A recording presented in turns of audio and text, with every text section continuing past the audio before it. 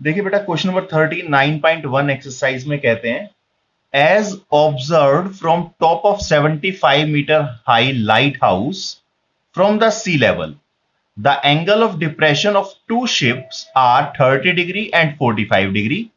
If one ship is exactly behind the other on the same side of the lighthouse, find the distance between the two ships. तो देखिए बेटा, क्या ये कह रहे हैं इस क्वेश्चन के अंदर? ये कहते हैं बेटा, एक 75 मीटर ऊंचा लाइट हाउस है. मान लीजिए ये रहा light house. Light house actual में जो समुद्र के अंदर जहाज होते हैं, शिप्स होते हैं, उनको रास्ता दिखाने का काम करता है. अब ये कहते हैं एक 75 मीटर हाई लाइट हाउस है सी लेवल से, समुद्र के लेवल से. इसके अलावा कहते हैं the angle of depression of two ships are 30 degree and 45 degree. दो शिप्स हैं, उनसे एंगल ऑफ डिप्रेशन अगर देखें तो एक से 30 और 75 है, 45 है. If one ship is exactly behind the other, एक शिप दूसरे से बिल्कुल एग्जैक्टली पीछे है, same side of the light house की बिल्कुल सेम साइड पर. बताइए दोनों के बीच में क्या डिस्टेंस होगा?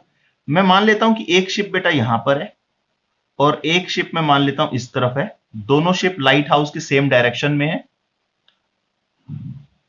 ये हॉरिजॉन्टल लेवल है. हॉरिजॉन्टल से जो एंगल ऑफ डिप्रेशन पहले शिप का बन रहा है बेटा, वो 30 डिग्री का बन रहा है, और जो दूसरा शिप है उससे एंगल ऑफ डिप्रेशन 45 डिग्री का बन रहा है. ये कहते हैं बताइए इन दोनों शिप्स के बीच में डिस्टेंस क्या होगा, यानी कि मुझे ए बी कैलकुलेट करना है. तो मैं इनको लेबल कर देता हूं. ध्यान से समझिएगा बेटा कैसे हम करने वाले हैं. देखिए डीई जो है बेटा, वो पैरेलल होना चाहिए सी ए के, क्योंकि दोनों हॉरिजॉन्टल लाइंस हैं. ये हॉरिजॉन्टल है और ये हॉरिजॉन्टल लाइन है, हॉरिजॉन्टल रे है. यहां से हम नीचे देख रहे हैं तो ये वाला जो एंगल आप देख रहे हैं, ये वाला एंगल इस एंगल के इक्वल होना चाहिए, क्योंकि यहां जेड बना हुआ है, ऑल्टरनेट इंटीरियर एंगल्स. तो angle E A E D A, angle E D A is equal to D A B, alternate interior angles.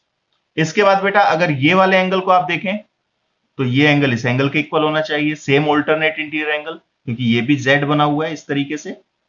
तो angle E D B is equal to angle D B C. Same reason, alternate interior angles. अब देखिए ये वाला angle इस angle के equal है तो 30 हो जाएगा, और इसी तरीके से ये वाला एंगल अगर इस एंगल के इक्वल है तो ये 45 हो जाएगा.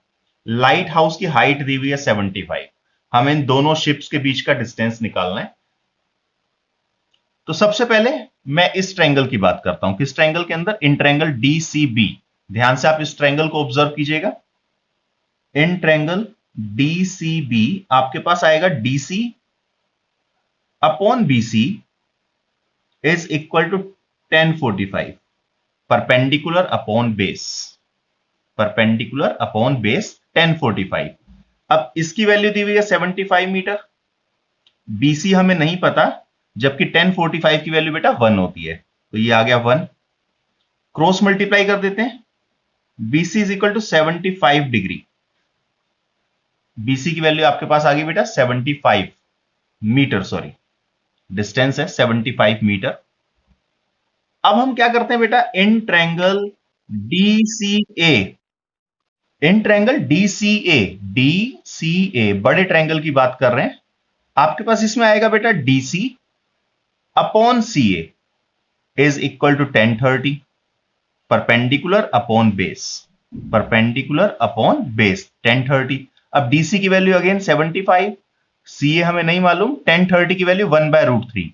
क्रॉस मल्टीप्लाई, तो सी ए ये इधर मल्टीप्लाई होगा, ये इधर मल्टीप्लाई होगा. सी A is equal to 75√3 metre. अब देखिए ध्यान से, ये पूरा सी ए आपके पास आया 75√3 मीटर. हमें निकालना है ए बी. ए बी की वैल्यू क्या होनी चाहिए बेटा? अगर सी ए में से मैं माइनस कर दूं बीसी, इस पूरे में से इस बीसी को माइनस कर देते हैं तो आपके पास ए बी बच जाएगा. तो सी ए की वैल्यू आपके पास दी हुई है बेटा 75√3 और बीसी दिया हुआ 75. आप 75 कॉमन ले लीजिए. तो आपके पास 75 जब आप कॉमन लेंगे तो अंदर आ जाएगा √3 - 1 मीटर।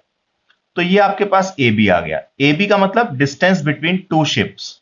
आप आइदर यहां पर इसको छोड़ सकते हैं, आप चाहें तो यहां पर √3 की वैल्यू पुट कर सकते हैं। 75 1.732 - 1, दैट मीन 75 × 0.732, और मल्टीप्लाई करने के बाद बेटा जो भी आंसर आएगा मीटर्स में, वही आपके पास आंसर हो जाएगा। ठीक है जी, इसको आप नोट कर लीजिए।